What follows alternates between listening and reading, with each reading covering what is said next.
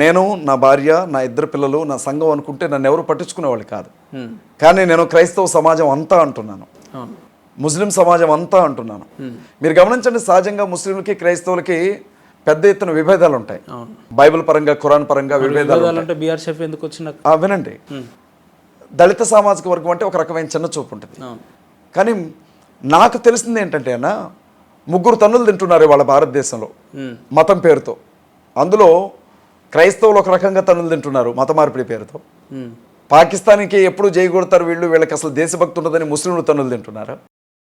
అనగదక్కబడినటువంటి వారుగా, అణచబడినటువంటి వారుగా, అంటరాని వారుగా దళితులు దెబ్బతింటున్నారు. ఈ 3 వర్గాలు తన్నులు తినేటప్పుడు 3 కలిస్తే తప్పే ఉంది అని చెప్పి ఒక ఆలోచనతో నేను CMDF స్టార్ట్ చేశాను. Christians, Muslims, Dalit front, defence force. నేను ఆ 3 గురించి ఆలోచిస్తాను. అన్న మాకు చిన్నతనంలో సరిగ్గా తినడానికి కూడా ఉండేది కాదన్న. మా ఇంట్లో 4గురికి అన్నం పెట్టలేని పరిస్థితి ఉంటే, మా ఇంటి పక్కన ముస్లిం ఇళ్ళు ఇప్పటికి కూడా ఉంటాయి మా కాలనీలో. వాళ్ళ ఇంటి దగ్గరికి వెళ్తే అన్నం తినే మా వదిన, బేగం వదిన నాకు అన్నం పెట్టుకొచ్చి ఇచ్చేదన్న ఆ పళ్ళెంలోంచి తీసి. ముస్లిమ్స్, అరే బేటా, అరే, వాళ్ళ మధ్యలో పడుకున్నాను నేను ఆ కుటుంబంలో. ఎట్లా మర్చిపోతారన్నా? ఇప్పుడు మా ఇంటి ముందు ఒక కుక్కకు ముద్ద పెడితేనే అది రోజు వచ్చింది మా ఇంటికి. ముస్లిం ఇళ్లలో అన్నం తిన్నాను, నేను ఎలా మర్చిపోవాలి వాళ్ళని? నా భార్య SC దళితురాలన్న. వాళ్ళ ఇంటికి వెళ్ళినప్పుడు నేను చూస్తాను, ఎంత ఉన్నోడైనా సరే మాదిగా అయితే చాలు కులం పేరుతో తిట్టేస్తారు. వాళ్ళు ఎన్ని మాట్లాడుతుంటారు అన్న. మరి వాళ్ళని ఎలా వదిలిపెట్టుకోవాలి నేను? నా బిడ్డలు ఈరోజు నాకు, నా భార్యకి, అంటే ఒక SCకి, ఒక BCకి పుట్టినటువంటి పిల్లలు కదా. నా పిల్లల్లో కూడా తన బ్లడ్ ఉంది కదా. మరి నా పిల్లలను చూసినప్పుడు నాకు దళితులు గుర్తురారా? నేను ఒక క్రిస్టియన్గా క్రైస్తవ సామాజిక వర్గం నాది అని ఓన్ చేసుకుంటానన్న. అయితే నేను కొంచెం కటువుగా మాట్లాడతాను. మాట్లాడినప్పుడు ఏమనుకుంటారంటే వీడికి పొగరు, వీడికి అహంకారం అని అంటారు. కానీ నాలో ఉన్న ఆ బాధను అర్థం చేసుకోవట్లేదు. నా సమస్య అన్న, ప్రవీణ్ గారు చనిపోయిన తర్వాత చాలామంది పాస్టర్లు, చాలామంది క్రైస్తవ సమాజంలో ఉన్న పెద్దలందరూ మాట్లాడారు, బాగానే ఉంది. వాళ్ళందరి మీద, ఎవరి మీద లేని టార్గెట్ మీ మీద ఎందుకు అయింది అంటున్నా. సమస్య ఏంటంటే, క్రైస్తవులు అంటే మాలమాదిగోళ్లే క్రైస్తవులు, ఇంకెవరు క్రైస్తవులు కాదు. వీళ్ళు అంటరాని వాళ్ళు, వీళ్ళు అసలు మా ముందు నిలబడడానికి అర్హత లేని వాళ్ళు. వీళ్ళు చదువుకోకూడదు, గోసులు పెట్టుకుని తిరగాలి, వీళ్ళదొక బతికేనా అని చూసే మనుషుల మధ్య యేసుక్రీస్తు ప్రభు వాక్యం ఏం చేసిందంటే, వాళ్ళకి ఎన్షర్ట్లు, సూటు బూటు వేసింది, చదువు చెప్పింది, వైద్యం నేర్పింది. ఇవాళ IASలుగా, IPSలుగా, పాస్టర్స్గా, దేవుని గురించి చెప్పే స్థాయికి వచ్చిన పాస్టర్స్గా వాళ్ళు తిరుగుతుంటే ఒక రకమైన ఉన్మాదం. ఈ నా కొడుకులు వచ్చి మాకు చెప్తున్నారు ఏంది, వీళ్ళేంది, వీళ్ళ బతికేంది అన్న రీతిలో దాడి జరుగుతూ ఉంది. ఈ విషయం అందరికీ కష్టం అనిపించట్లా, కానీ నాకు కష్టం అనిపిస్తూ ఉంది. ఒకవేళ ఇదే దాడి హిందువుల మీద జరుగుంటే నేను క్రైస్తవుల మీద తిరగబడదును. మీరు ఎవర్రా మాట్లాడడానికి హిందువుల గురించి? హిందువుల మీద దాడి చేసే హక్కు మీకు ఎవడిచ్చాడు? మీకేం హక్కు హిందువుల మీద దాడి జరిగితే నిరభ్యంతరంగా మాట్లాడతాను, ఖండిస్తారా? నిరభ్యంతరంగా. ఒకవేళ మీద దాడి జరిగితే అజయ్ బాబు గారు ఖండిస్తారా? ఖచ్చితంగా ఖండిస్తాను. ఖండించడం కాదు, వాళ్ళ పక్కన నిలబడతాను. స్వేచ్ఛ వాయువులతో చెప్తున్నారు, పూర్తిగా చెప్తున్నాను నేను. అజయ్ బాబు అంటే హిందువుల వ్యతిరేకి అని అంటారు కదా. హిందువుల వ్యతిరేకి అయితే హిందువుల ఆడబిడ్డని ఎందుకు పెళ్లి చేసుకుంటాను నేను? మా మామయ్య హిందూ, మా అత్త హిందూ, మా బావ హిందూ, మా చెల్లి హిందూ, వాళ్ళందరూ కూడా హిందూస్. వాళ్ళ బిడ్డని ఎందుకు పెళ్లి చేసుకుంటాను నేను? ఇవాళ కూడా మేము ఏమంటారునా, ఇంటి దగ్గర వాళ్ళు పెట్టుకుంటారు కదా, అమ్మవారికి పెట్టుకోవడం అట్లా ఉంటారు కదా, కబురు చేస్తారు కులదేవతకి, అల్లుడు వచ్చి వెళ్ళండి అని చెప్పి. ఇప్పుడు నేను వ్యతిరేకనని ఎవరు చెప్పారు? నేను హిందువులకు వ్యతిరేకని కాదన్నా. మొదటి నుంచి కూడా హిందువులకు నేను మంచి స్నేహితుడినే. నేను గర్వంగా చెప్తాను, హిందుత్వవాదం పేరుతో జరుగుతున్నటువంటి ఉన్మాదానికి మాత్రమే నేను వ్యతిరేకిని. మీకు ఇంకో విషయం చెప్తున్నాను, జిహాద్ పేరుతో జరుగుతున్నటువంటి మారణకాండకి నేను వ్యతిరేకినే. క్రూసేడ్ పేరుతో ఎక్కడైనా క్రైస్తవులు ఎవరి మీద కన్నా ఫారిన్ కంట్రీస్లో వెళ్ళినా దానికి నేను వ్యతిరేకినే. మతం పేరుతో ఒక మనిషిని చంపొద్దు, వాడు క్రైస్తవుడా, ముస్లిమా, హిందువా అని చూడొద్దు. అక్కడ వాడొక మనిషి, అది చూడండి అని చెప్తున్నాను. వాడిని బతకనివ్వండి అని చెప్తున్నాను. స్వేచ్ఛగా వాడి మతాన్ని వాడు ప్రకటించుకునేవ్వండి, వాడి దేవుణ్ణి వాడు నమ్ముకునేవ్వండి, వాడి కష్టం వాడు పడుతున్నాడు, నువ్వు హేళన చేయొద్దని చెప్తున్నాను నేను. రిఫ్లెక్షన్ అనేది ఉండదు అన్న. ఇప్పుడు బొకడా బైబిల్ అన్నాడు రాధా మనోహర్ దాస్, లంజల పుస్తకం అని అన్నాడు. యేసుక్రీస్తు తల్లి మరియా వ్యభిచారం చేసి యేసుక్రీస్తుని కందే అన్నాడు. ఇదే మాట ఒక 20-30 ఛానళ్ళు లైవ్లు పెట్టుకొని మమ్మల్ని హేళన చేస్తూ ఉంటే ఆన్సర్ చెప్పొద్దన్న. అందులో భాగంగా నువ్వు బైబుల్ జోలికి వచ్చావు కాబట్టి నీ గ్రంథాల్లో ఏముందో మాట్లాడావు అంతే తప్ప బూతులు మాట్లాడాల సుమా. మీ పురాణాల్లో ఏముందో చెప్పావు అంతే. మేము ఇప్పుడు ప్రతి ఆదివారం చర్చికి వెళ్తామన్నా, చర్చిలో ఉండే ప్రతి ఒక్కరికి చెప్తాం మీ చేతుల్లో బైబిల్ ఉండాలి ఖచ్చితంగానే. మరి మీ గుడికి వచ్చిన ప్రతి ఒక్కళ్ళు కూడా మీరు పురాణాలు పంచొచ్చుగా, మీ గుడికి వచ్చిన అందరికీ భగవద్గీత, రామాయణం ఇవ్వచ్చుగా. మీరెందుకు ఎవరన్నా? హిందువులందరిలో భగవద్గీత ఉండాలి, రామాయణం ఉండాలి, పురాణాలు ఉండాలి, వేదాలు ఉండాలి, తెలుగులో చదువుకునే అవకాశం ఉండాలి. ఉంటే అంటే మత ప్రచారం చేయడం మా సంస్కృతిలో లేదు కాబట్టి మేము ప్రచారం చేయం. ప్రచారం కాదన్నా, నువ్వు ఒక హిందువి అని అంటున్నావు, నువ్వు ఒక బ్రాహ్మణ మతాన్ని నమ్మిన వ్యక్తివి, అప్పుడు నీ మత గ్రంథం నీ ఇంట్లో ఉండాలి కదా, ఎందుకు ఉండద్దు? ఉండదని మీరు ఎట్లా అనుకుంటున్నారు? ఎవరు ఉండదని మీరు ఎట్లా? ఇవాళ అందరు హిందువులు అన్న మా ఇంటికి వస్తారా మీరు? గుండెల మీద చేసుకో, మా ఇంటికి రండి మీరు, గుండెల మీద చేసుకొని చెప్పండి. ప్రతి క్రైస్తవుడి ఇంట్లో బైబిల్ ఉంటాయి, నా ఇంట్లో అతకంటే ఒక 10-15 బైబిల్ ఉంటాయి. ప్రతి క్రిస్టియన్ ఇంటికి వెళ్ళండి, బైబిల్ ఉంటుంది.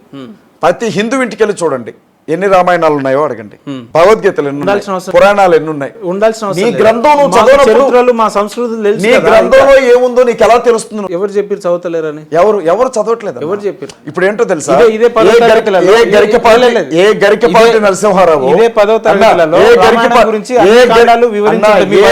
ఏ రామాయణం గురించి, మీ బైబిల్ గురించి ఎక్కడ? వాల్మీకి రామాయణం గురించా, మొల్ల రామాయణం గురించా, లేకపోతే ఏ రామాయణం? 318 రకాల రామాయణాలు ఉన్నాయి, అందులో ఏ రామాయణం గురించి మీరు చదివారు? బైబిల్ అంటే బైబిల్ ఒకటే పుస్తకం, ఒకటే బైబిల్ గ్రంథం ఒకటే ఉంది. అందులో 66 పుస్తకాలు ఉన్నాయి, లేదా 73 పుస్తకాలు ఉన్నాయి వేరే చోట. మాకు రామాయణం అని అంటే వాల్మీకి రాసిన రామాయణం అని చెప్తాను అన్న. ఇప్పుడు నేనేమంటున్నానంటే మీరు ఏ రామాయణం మీరు రాసుకోండి, రామాయణం నాకు ఇబ్బంది లేదు, కానీ మీరు చదవండి అంటున్నాను. మీరు చదివితే ఏమవుతుందంటే అందులో ఏముందో ప్రతి హిందూకు తెలుస్తుంది. అప్పుడు మేము హేళన చేస్తున్నామా, ఉన్న విషయాలే చెబుతున్నామా, మీకు అర్థమైద్దని చెప్తున్నాను. నేను రామాయణాన్ని టార్గెట్ చేయట్లేదు, నేను అవి మీరు చదవాలి అంటున్నాను. బైబిల్ అట్లా మీరు మమ్మల్ని అడగొచ్చు, మీరు బైబిల్ చదవండి అని. మేము ప్రతిరోజు చదువుతాం, ఉదయం చదువుతాం, మధ్యాహ్నం చదువుతాం, పడుకునేటప్పుడు చదువుతాం, ఖాళీగా ఉంటే గంటలు చదువుతాం. మీరు ఎన్నిసార్లు చదువుంటారు అట్లా? మీ పురాణాలు తెలుసుకోవాలి కదా, అసలు ఏముంది అందులో అనేది, ఏముందో తెలుసుకోవాలి కదన్నా. ఏమీ తెలియకుండా నేను ధర్మ ప్రచారకుడిని అంటే అసలు నీ మత గ్రంథాలు ఏం చెప్పాయి? నీకు ఏది ప్రామాణిక? ఒక బైబిల్ పట్టుకొని లేదంటే ఒక బ్లేజర్ వేసుకొని ఒక కోట్ వేసుకుంటే పాస్టర్ అయిపోతాడా, ఫాదర్ అయిపోతాడా? ఇదేనా మీ సంస్కృతి? ఒక్క విషయం చెప్పాలన్నా, సంస్కృతి అనేది ఆహార పద్ధతులకు సంబంధించిందో, కట్టుబట్టలకు సంబంధించిందో, ఆచార సాంప్రదాయాలకు సంబంధించిందో మాత్రమే కాదన్న, అదొక జీవిత విధానం. అది సంస్కృతి. ఎవరి పద్ధతి వారుకుంటుంది. మేము ఉన్నామన్నా, క్రైస్తవులు ఉన్నాం, మా బైబిల్ ఏం చెబుతుంది అంటే మందు తాగొద్దు అని చెబుతుంది, త్రాగుబోతులకు పరలోక రాజ్యం లేదంటుంది, వ్యభిచరించొద్దు అంటుంది, కట్టుకున్న భార్యతో మాత్రమే కాపురం చేయి. ఇప్పుడు ప్రవీణ్ గారు చేసింది ఏది? ప్రవీణ్ పగడాల్ గారు చేసింది. మీరు ఆయన వ్యక్తిత్వాన్ని మీరు కూడా చంపాలనుకుంటే నేనేం చెప్పలేదు. లేదు, సామాజిక మాధ్యమంలో వచ్చిందే అడుగుతున్నాను. 10 మంది రకరకాలుగా మాట్లాడటం మనుషుల నైజం. అది లోకుల్ని కాకులు అంటారు. ఇవాళ క్రైస్తవులు అంటేనే పళ్ళు పట్ట వాళ్ళు. అజయనా, మీరు ఎట్లా మాట్లాడుతున్నారంటే అధికారికంగా ప్రభుత్వంలో పనిచేసే పోలీస్ వ్యవస్థనే ఈరోజు మీరు తప్పు పడుతున్నారు. తప్పు అంటున్నారు, మొత్తం పోలీస్ యంత్రాంగాన్ని తప్పు పడుతున్నారు. చెప్పేది నేను పోలీస్ యంత్రాంగాన్ని తప్పుపడ్డం కాదు, నేను వాళ్ళని ఎప్పుడూ గౌరవిస్తా. నేను ఏమంటున్నంటే 15 గంటల CCTV ఫుటేజ్లో ఆయన ముఖాన్ని ఒకసారి చూపించండి, మేము నమ్ముతా ఉంటున్నాం. రామవరపాడు జంక్షన్ దగ్గర ఎలా చూపించే అవకాశం ఉందో నేను చెప్తా. హైదరాబాద్ నుంచి నువ్వు వస్తున్నావు అన్న, బండి మీద వస్తున్నావు, కారులో వచ్చావు, స్పృహ తప్పి పడిపోయావు, తల మీద హెల్మెట్ ఉంది, ముఖానికి మాస్క్ ఉంది. నేనేం చేస్తానంటే, కామన్ సెన్స్ ఉంది కదా, వెంటనే హెల్మెట్ తీసేసి మాస్క్ తీసి ముఖం మీద నీళ్లు కొడతాను. రామవరపాడు దగ్గర ఒక మనిషి బండి మీద నుంచి పడిపోతే అతను పక్కన కూర్చోబెట్టి 4 గంటలు అతను అక్కడే ఉంటే హెల్మెట్ తీలా, మాస్క్ తీలా, పడుకున్న మనిషి హెల్మెట్తోనే పడుకున్నాడు అన్న 4 గంటలు. ఎవరికి చెప్తున్నారన్న కథలో ఎవరికి చెప్తున్నారు? మీకు ఓ విషయం చెప్తాను. ఇవాళ యాక్సిడెంట్ అని వీళ్ళు అంటున్నారు కదా, మనిషి చనిపోయిన రోజు అది హత్య అనొద్దు, యాక్సిడెంట్ అనొద్దు, ఆయన చనిపోయిన రోజే విషయం బయటకు వచ్చిన రోజు హమారా ప్రసాద్ ఫేస్బుక్లో ఒక పోస్ట్ పెట్టాడన్న. ఇక అనొద్దు కానీ ఏదో తప్పుడు మాట అన్నాడు, పగల తాగి గుద్దుకొని చచ్చాడు, పోస్ట్ మార్టం రిపోర్ట్లో ఇదే వచ్చింది చూసుకోండి కావాలంటే అన్నాడు. అప్పటికి ఇన్వెస్టిగేషన్ జరగల, CCTV ఫుటేజ్లు బయటికి రాలా, పోస్ట్ మార్టం జరగల, పోలీసులు ప్రెస్ మీట్ పెట్టలా. అతనికి ఎలా తెలుసు అన్న హమారా ప్రసాద్కి? ఎలా తెలుసు? ప్రవీణ్ పగడాల గారు ఫోన్ చేసి, అరే హమారా ప్రసాద్, అరే వరాహ ప్రసాద్, అరే పంది, నేను మందు తాగుతున్నారా, యాక్సిడెంట్ చేసుకొని చచ్చిపోయేలా ఉన్నా అని చెప్పాడు. అంటే ప్రవీణ్ గారు నేనే హత్య చేసి ఉంటాడు మీరు? నాకు నమ్మకం ఉందన్న, నాకు నమ్మకం ఉంది. ఖచ్చితంగా హమారా ప్రసాద్ బ్యాచ్ హస్తం ఏదైనా ఉండొచ్చు అని నేను నమ్ముతున్నాను. ఎందుకంటే వాళ్ళు పెద్ద స్టేట్మెంట్ అంటారా, చాలా పెద్ద స్టేట్మెంట్ ఇది. అయినా వాళ్ళు పెట్టినటువంటి స్టేట్మెంట్లు నా దగ్గర ఆధారంగా ఉన్నాయి. చాలా ఇబ్బంది అయితే నాకే ఇబ్బంది కాదు. ఫేస్బుక్ లో వాళ్ళు పోస్ట్ పెట్టారా లేదా, ఫేస్బుక్ లో వాళ్ళు ప్రసాద్ అయితే ఈయననే చంపినారని కరెక్ట్. వినండి, ఫేస్బుక్ లో వాళ్ళు పోస్ట్ మీకు పెట్టారా ఏ లేదా? ఆధారంతో మాట్లాడుతున్నారని మీరు నా ఫోన్ ఇవ్వండి ఒకసారి. హమారా ప్రసాద్ పెట్టినటువంటి పోస్ట్ నేను మీకు చూపిస్తాను. అంటే మీరు మతాల మధ్య చిచ్చు పెట్టడానికే మీరు ఇటువంటి మాటలు అంటే హమారా ప్రసాద్ ఏదైనా మాట్లాడొచ్చు, కానీ ఇలా మాట్లాడు అంటే మతాల మధ్య గొడవ ఆయన అవుతుందా? ఏమన్నాడు? ఏమైంది? తాగి చనిపోయిండు ఎలా కావచ్చు చెప్తాను అని అంటున్నా అన్నాడు. నేను. తాగే చచ్చిపోయిండు ఎట్లా అని చెప్తాడు? లేదు. తాగే కావచ్చు, చచ్చాడు అని చెప్పాడు. కావచ్చు అన్నాడు. తాగే చచ్చాడు అని చెప్పాడు. కావచ్చు అన్నాడు. కరెక్ట్గా చెప్పాడు. కావచ్చు అన్నాడు. కన్ఫర్మేషన్ ఇచ్చాడు. ఒకసారి చూపి. ఇప్పుడే చూపిస్తాను నేను. నా ఏయ్ ఫోన్ బాబు. ఇవ్వండి. మీరు లైన్లో ఉండండి, దీన్ని జూమ్ చేయండి. మీరు లైన్లో ఉండండి, దీన్ని జూమ్ చేయండి. ఎందుకన్నా మనుషులు పిచ్చోళ్ళని చేస్తారు మీరు. ఏమంటారన్నా, స్క్రీన్ షాట్ పిక్చర్స్ ఉంటాయి కదన్నా, అవి ఎలా చూడాలి స్క్రీన్ షాట్? చూడండి దయచేసి. నన్ను ఒక ప్రశ్న అడిగారు, హమారా ప్రసాద్ ఆ స్టేట్మెంట్ పెట్టాడా, మీరు ఎందుకని మతాల మధ్యన చిచ్చు పెడుతున్నారు అని. ఇప్పుడు నేను యాంకర్ గారికి ఇస్తున్నాను, అక్కడ ఏముందో ఆయన చదివి వినిపించాలి.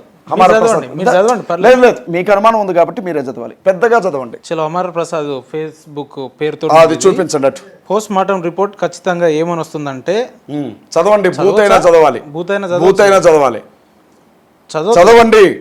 గుద్ద బలగా తాగి బండి కంట్రోల్ కాకపోవడంతో చచ్చాడని వస్తుంది అని పెట్టిండు. ఎప్పుడు పెట్టాడు? 6 days బ్యాక్. వాడికి ఎట్లా తెలుసు అని అడుగుతున్నాను నేను. అది కన్ఫర్మేషనా లేకపోతే స్టేట్మెంట్ ఇచ్చాడా లేకపోతే అనుమానం అన్నాడా? అనుమానం అన్నాడా స్టేట్మెంటా? ఇప్పుడు ఏం మాట్లాడతారు మీరు? ఎందుకని పాస్టర్స్ చెప్పే ఏమైనా కూడా అబద్ధాలు, మిగతా అన్ని నిజాలు అని హిందువులను భుజాల మీద మోస్తున్నారు?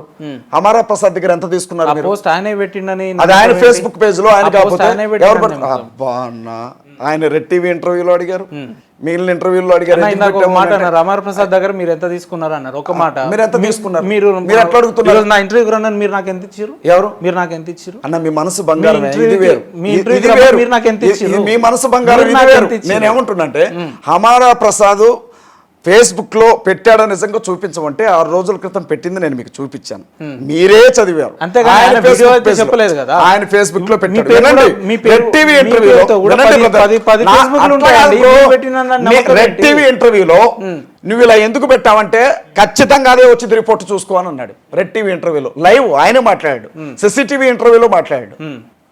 వీళ్ళకి ఎలా తెలుసు అంటున్నాను నేను. బ్రో, ఒకటి పక్షపాతం చూపించకండి దయచేసి, మీ కాళ్ళు పట్టుకుంటా. అయ్యో, నిజాయితీగా మాట్లాడండి. కరుణాకర్ సుగ్గున ఇదే మాట మాట్లాడాడు, లలిత్ కుమార్ ఇదే మాట మాట్లాడాడు, ధర్మ మార్గం భాస్కర్ రాజు అయితే ఏకంగా వాడు మందు తాగాడో డ్రగ్స్ తిన్నాడో ఎవరికి తెలుసు అన్నాడు.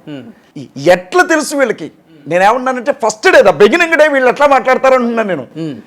సరే, యాక్సిడెంటే బ్రో, సంఘటన జరిగింది, యాక్సిడెంటే జరిగింది, ఏదో బండి కొట్టేసి వెళ్ళిపోయింది అనుకుందాం. కానీ అది ఖచ్చితంగా మందు తాగి, కడుపు నిండా తాగి, ఆ మాట కూడా అలా ఇంకా భయంకరంగా అన్నాడు, మీరు చదివారు. చచ్చుంటాడు కన్ఫర్మ్, ఇది చూసుకోండి అని ఎలా అంటున్నాడు? వీడికి తెలియకపోతే చెప్పండి, అలా అంటారు ఎవరైనా? నేనైతే ఏమంటానంటే, ఒకవేళ హమారా ప్రసాదే చచ్చిపోయి ఉంటే, ఆ పందిగాడు కడుపు నిండా దాగి బార్ షాప్లో, వాడికి అలవాటు ఉంది కదా, సాయంత్రం కాగానే దున్నపోద్దు అయినట్టు తాగుతాడు, ఎక్కడన్నా పడి చచ్చాడేమో, అది నా అనుమానం అంటాను. ఒకవేళ తాగాడేమో చచ్చాడేమో అని అంటారు, కానీ ఖచ్చితంగా తాగే చచ్చాడు, ఇదే రిపోర్ట్ పోస్ట్ మార్టంలో వచ్చింది చూడండి అని నేను అట చెప్తాను బ్రో. అంటే ఏమంటున్నారు మీరు? వాళ్ళే చంపారు అనుకుంటారు ఎట్లా? నాకు అనుమానం ఉంది బ్రో, మళ్ళీ వాళ్ళే చెప్పారండి. నేను ఐజీ గారినా లేకపోతే ఎస్పీనా, నా అంతటి నేను కేసు ఫైల్ చేస్తున్నాను కదా, నాకే అంత అధికారం ఉంటే అమరా ప్రసాద్ని ఇప్పటికల్లా ఈడ్చుకొచ్చి గొడ్డలు ఓడదీసి స్టేషన్ లోపల కూర్చోబెట్టి చెక్కలెక్కిద్దును నేను. ప్లీజ్ అన్న, బూతులు మాట్లాడకండి మీరు. బూతులే ఉంది, ఈ రకంగా కాదన్నా, మీరు బూతులే ఉంది, బూతులే ఉంది అంటున్నా. బూతులు మాట్లాడుతున్న పాస్టర్ లెక్క అమరా ప్రసాద్ మీకు పురాణం చెప్పాడా? కావ్యం ఏమన్నా రాశాడా ఏంటి అమరా ప్రసాద్? అందులో కావ్యం ఏమన్నా రాశాడా? భగవద్గీత రాశాడా? అందులో ఏమంటున్నాడు అమర ప్రసాద్? ఏం మాట్లాడాడు? ఎప్పుడైనా అమర ప్రసాద్ని అడిగారా, ఎరా పంది ఏం మాట్లాడుతున్నావు నువ్వు అని ఎప్పుడైనా అడిగారా? వాడు మాట్లాడింది మీకు ఎందుకన్నా అంత అమృతంలాగా కనపడుతుంది చెవులకి? నేను మాట్లాడితే కోపం వచ్చేస్తుంది ఎందుకు మీకు? ఎందుకు మీకు అంత అవసరం ఎందుకు వస్తుంది మరి వారి పేరు చెప్పంగానే? అమర అన్న, ఒక విషయం చెప్పనా, ఆ కామెంట్ పెట్టిన తర్వాత మళ్ళీ నా కోసం ఒక కామెంట్ పెట్టాడు, అది కూడా మీకు ఇస్తాను, ఇప్పుడు మీరు చదవాలి. మీరంతా నాతోనే చదివిస్తున్నారు కదా. ఎందుకంటే మరి అజయ్ బాబు అబద్ధం చెప్తే ఫేస్బుక్ లో అనంటే పాపం ఏదో ఇబ్బంది అయిపోయింది. ఫేస్బుక్ లో అమరా ప్రసాద్ కాదు, అమరా ప్రసాద్ కోసం ప్రత్యేకంగా స్టూడెంట్ అండి, నాకు తెలుగు పెద్దగా రాదు, తెలుగు వచ్చిన వాళ్ళతోనే చదివిద్దామే. అట్లంటే ఎట్లా చెప్పు? ఇంకో అమరా ప్రసాద్ని కొంచెం వెనకేసుకొని వచ్చిండ్రు, మంచిది, మీ అభిమానం, మీరు హిందువు కాబట్టి. ఇప్పుడు నేను దయచేసి వెనకేసుకొచ్చి అనవద్దు, మేమంతా నిష్పక్షపాతంగా ప్రజల వైపు నిలబడతామండి. మీరందరూ నిష్పక్షపాతంగా నిలబెట్టోళ్ళే అన్న, మధ్యలో నేనే అటు ఇటు కాకుండా నిలబెట్టోండి. ఇదిగో హమారా ప్రసాద్, గౌరవనీయులైన హమారా ప్రసాద్ గారు పెట్టినటువంటి ఇది ఒకసారి చదవండి, చదవండి దయచేసి. హమారా ప్రసాద్ పెట్టింది 17 hours బ్యాక్ అని ఉంది, చదవండి, పెద్దగా చదవండి దయచేసి, ఏం పర్వాలేదు, బూతులైనా పర్లేదు, నేను పడతాను, నాకు అలవాటే. అరే పిచ్చి కుక్క అజయ్గా, నీకు త్వరలోనే కత్తి మహేష్ ప్రవీణ్ పగడాలకు పట్టిన దుస్థితి వస్తుందిరా, ఖురాన్ మీద, అల్లా మీద, ముస్లిం మహిళల మీద నోటికొచ్చినట్టు మాట్లాడిన ప్రవీణ్ పగడాలను బహిరంగంగా చంపేస్తామని బెదిరించిన ముస్లింలకు పవిత్రమైన రంజాన్ పండుగ ఉన్నందువల్ల వాళ్ళు ప్రవీణ్ పగడాలను చంపే అవకాశం లేదట. కానీ హిందువులు మాత్రం మతోన్మాదులట చంపే అవకాశం ఎక్కువ ఉందట. అరే గజ్జి కుక్క, అన్నం తింటున్నావా, పెండ తింటున్నావా, రా బేవస్ నా కొడక. చదవండి, ఇబ్బంది ఏం లేదు. మీకు ఏమైనా ఉంటే ఇంకొకటి తిట్టండి, నేను ఇబ్బంది మొత్తం ఏం లేదు. చదవలేను ఇక్కడ. ఓకే, చదవండి ప్లీజ్. దయచేసి ఆయన పెట్టిండి ఎవరు పెట్టి మనకు తెలియదు కానీ నేను ఆయన ఇటువంటి YouTube చదవలేను. community లో మీరు Please, పెట్టలేరు నేను కదా. ఒక ప్రొఫెషనల్ యాంకర్. మీరు చదవాలి, ఎందుకంటే చివరి వరకు చదవండి, ఎందుకంటే అతను ఏమన్నాడు మీకు తెలియాలి. వాడు గుద్ద వలగదాగి బండి కంట్రోల్ చేసుకోలేక స్లిప్ అయి చనిపోయాడా, యాక్సిడెంట్ అయి చనిపోయాడా, లేక ఎవరైనా మర్డర్ చేశారనేది తేల్చాల్సింది పోలీస్ డిపార్ట్మెంట్ రా గజ్జి కుక్క. మరి ఈడెవడు అలా చెప్పనీకి తాగి కాకుండా- చచ్చిపోయిండని. సరే చదవండి. అలా కాకుండా చెక్క మీద వేలాడిన శవం వచ్చి నీకేమైనా చెప్పిందారా? ఇలా అడ్డదిడ్డంగా నోటికి వచ్చినట్టు మాట్లాడే కత్తి మహేష్ గాడు, ఈ ప్రవీణ్ పగడాల గాడు గాల్లో కలిసిపోయారు. ఈ ఇద్దరిలాగే నువ్వు కూడా త్వరలో వీళ్ళిద్దరి దగ్గర చేరుకుంటావని అనిపిస్తుందిరా నాకు అని పెట్టిండు. సంతోషం, మీరు ఇప్పుడు సంతోషపడ్డరా నాతో చదివించారు మీరు? ఎందుకంటే అవి లేదంటున్నారు కదా. మీకు ఇక్కడ ఒక విషయం చెప్తాను. అజయ్ బాబుకి నెట్ నాలెడ్జ్ అసలు లేదు. నాకు తెలిసిందల్లా ఒకటే, నా ఫోన్లో వీడియో తీసుకోవడం, ఆ కైన్ మాస్టర్లోకి వెళ్ళి వీడియో ఒకటి చేసుకోవడం, అది అందులో ఎడిటింగ్ కూడా ఉండదు. మళ్ళీ అందులో నాకు ఎడిటింగ్ ఉంటే కట్ చేయటం ఎట్లాగో తెలియదు నాకు. యాజ్ ఇట్ ఈస్కి ఏం మాట్లాడానో ఆ ముందు వెనక కొంచెం తెలిసింది, అది ఒకటి కట్ చేయటం ఒకటి తెలుసు. పేరు పెట్టేసుకొని వీడియో అప్లోడ్ చేస్తాను, ఎంతకంటే ఎక్కువ తెలియదు నాకు. నా అదృష్టం ఏంటంటే ఇవి యూట్యూబ్ కమ్యూనిటీలో షేర్ చేశాను కాబట్టి ఉన్నాయి. లేకపోతే ఇప్పుడు మీకు చూపించకపోతే మీరు అబద్ధమే అందరూ. ఓకే, ఇట్లాంటివి నేను మీకు ఇంకొకటి చూపిస్తాను, చూడండి. అయ్యో మీరు చదువు, ఈసారి మీరే చదువుతారు ఈసారి. బ్రదర్, ఎందుకంటే కాదన్నా అన్ని బూతులు లేవు. ఇది ఒకసారి చూడండి. ఇది చిన్న తరణి అని బీజేపీ లీడర్ ఆయన ఫేస్బుక్ పేజ్లో పెట్టింది, అదొకసారి. చిన్న తరణి బీజేపీ నిత్యం హిందూ గ్రంథాలపై, దేవీ దేవతలపై విషం కక్కుతూ క్రైస్తవ సమాజంలో దేశద్రోహ విత్తనం నాటే పాస్టర్ ప్రవీణ్ పగడాల ఆకస్మిక మరణం. విజయవాడ రాజమండ్రి హైవేపై రోడ్ యాక్సిడెంట్లో చనిపోయినట్లుగా ప్రాథమిక సమాచారం. బతికినన్నాళ్ళు అశాంతితో రగిలిపోయిన అతని ఆత్మకైనా శాంతి కలగాలని కోరుకుంటున్నాను. నెక్స్ట్ పాస్టర్ అజయ్ బాబు గాడు. ఇప్పుడు చెప్పండి అన్న, నేను అబద్ధం బాగా గ్రౌండ్ లెవెల్ బాగా వర్కౌట్ చేసినట్టున్నారు. వర్కౌట్ కాదన్నా, ఇవి నేను తీసినవి కాదు, జనాలు నాకు పంపించినవి. అన్న నీ పరిస్థితి ఎట్లుందో చూడు అని. నిన్న ఒక విలేజ్లో, ఒక మారుమూల గ్రామంలో ఒక ఆడబిడ్డతో మాట్లాడుతుంటే ప్రవీణ్ అన్న చూసుకుంటే ఇది మాకు చివరి ఇంటర్వ్యూ కావాలి మరి అన్న.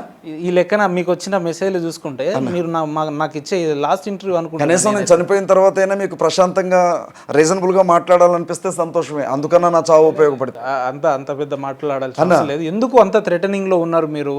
అంత ఎందుకు టార్గెట్ అయ్యారు అని తెలియదా? మీ ఛానల్లో నేను కూర్చున్నప్పుడు 30 లక్షల మంది చూశారు. నేనేం మాట్లాడానో విన్న వాళ్ళలో సత్యం అర్థమైన వాళ్ళు స్నేహితులయ్యారు, తప్పు మాట్లాడిన అనుకున్న వాళ్ళు శత్రువులు అయ్యారు. ఇట్లా 100 ఇంటర్వ్యూలు. ఏంటంటే మన ఇద్దరి మీద కేసులు పెట్టారు, మీ మీద నా మీద కూడా కేసు అన్నారు.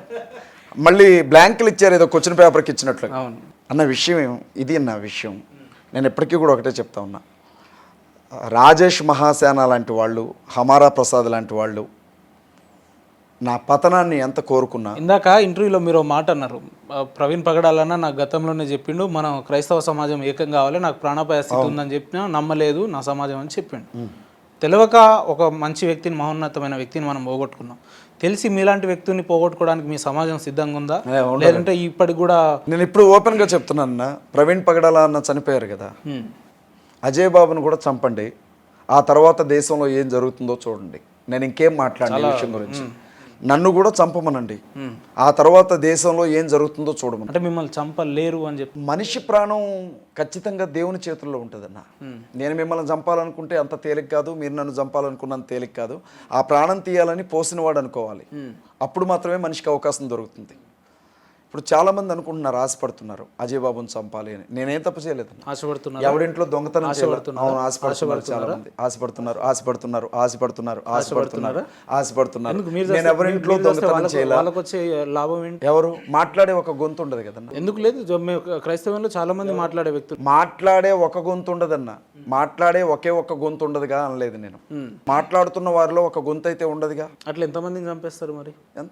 ఎంతమందిని అంటే వాళ్ళ ఇష్టం. అధికారం వాళ్ళ చేతుల్లో ఉంది, పోలీస్ వ్యవస్థ వాళ్ళ చేతుల్లో ఉంది, డబ్బు వాళ్ళ చేతుల్లో ఉంది, వ్యవస్థను మేనేజ్ చేయగలిగిన శక్తి ఉంది.